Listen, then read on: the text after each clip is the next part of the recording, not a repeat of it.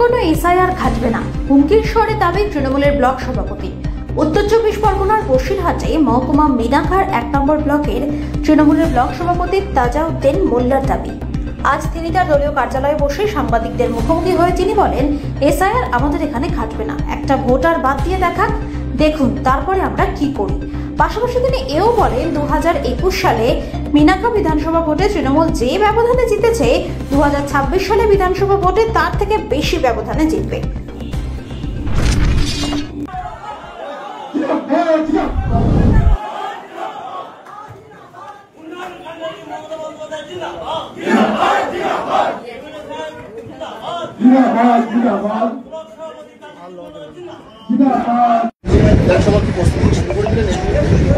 Already শুরু করে দিয়েছে, 2026 সালের প্রস্তুতি অলরেডি শুরু করে দিয়েছে।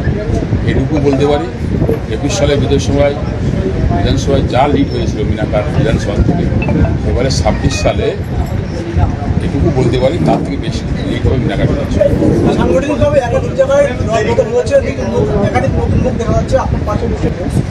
নিশ্চয়ই এটুকু বলতে আগের থেকে বেশি লিড, 21 সাল থেকে বেশি লিড হবে। বলছি এসআইআর নিয়ে যে সারা রাজ্য জুড়ে যেভাবে প্রভাব পড়ছে, তাদের যদি স্বচ্ছ যদি এসআইআর হয় তাহলে কি দলের সমস্যা হতে পারে? কোনো কিছু হবে না।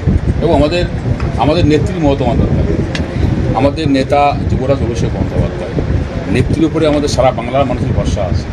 এখানে এসআইআর কোনো কিছু খাটবে না এবং তার জন্য আমাদের একটা লোককে বাদ দিয়ে দেখা, তারপর দেখো আমরা কী করবো। আমরা হলো মমতা বন্দ্যোপাধ্যায় সৈনিক, আমাদের শুধু সময়ের অর্ডার দেবে, আমরা কাজ করবো।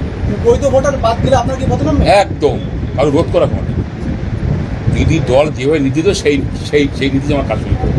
নির্বাচন কমিশন যেটা বলছে যে বেশ কিছু, আমি এখনও বলছি আমাদের নেত্রী মমতা বন্দ্যোপাধ্যায়, আমার নেতা অভিষেক বন্দ্যোপাধ্যায় যা নির্দেশ দেবে সেই নির্দেশে আমরা সৈনিক হিসেবে কাজ করবো।